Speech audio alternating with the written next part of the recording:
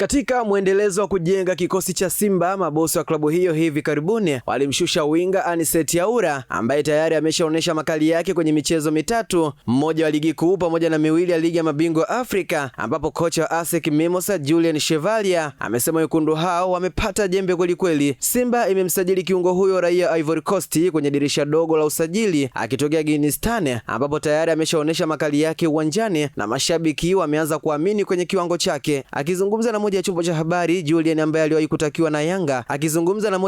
habari, Julien ambaye aliwahi kutakiwa na Yanga amesema Simba imepata winga wa shoka, kwani ni miongoni mwa wachezaji bora aliyowahi kuwaona ndani ya Ivory Coast. Amesema kuwa Aura ni winga mzuri ambaye kama akiunganika vyema na wenzake na akapata mshambuliaji bora, basi Simba itapata mabao mengi. Nikimnukuu kocha huyo amesema sifa ya kwanza ya Aura ni mchezaji mbunifu sana, lakini bahati mbaya walichelewa kumpata. Kama angeanza mapema msimu huu angewasaidia kwenye mechi za ligi ya mabingwa. Wakati ambao Aura alikuwa ASEC, alikuwa akipigiwa hesabu na klabu nyingi za Ulaya kutokana na ubora wake, ila ilishindikana kwa sababu zilizo nje ya uwezo wake, ila naamini akipata muda atakuwa hatari zaidi. Jambo zuri, ameenda kwenye timu ambayo ina mashabiki wengi na inajitengeneza upya. Jambo zuri zaidi, anafanya kazi na kocha anaofahamiana. Mwisho kunukuu. Ikumbukwe kuwa Aura ni chaguo la kocha Steve Barker ili aweze kuongeza nguvu katika eneo hilo ambalo linachezwa na mastaa wengine akiwemo Eli Mpanzu. Aura mwenye umri wa miaka 26 ambaye amewahi kuitwa kwenye kikosi cha timu ya taifa ya Ivory Coast, aliwahi kuichezea ASEC msimu wa 2021-22 kabla ya kutimkia Stellenbosch ambayo ilikuwa ikinolewa na kocha Barker, ambapo alichezea ndani ya mwaka mmoja na kufunga mabao 4. Mpaka sasa Simba imeshapoteza matumaini ya kuendelea na hatua inayofuata katika michuano ya ligi ya mabingwa Afrika, ikiwa imekusanya pointi 2 tu kwenye michezo 5, na weekend ijayo itakamilisha michezo ya makundi kwa kuvana na Stade Malien ambayo imeshafuzu robo finali ikiwa na pointi 11. Imeandikwa na Victoria Melkiadi na kusoma kwako na Hamza Seifu.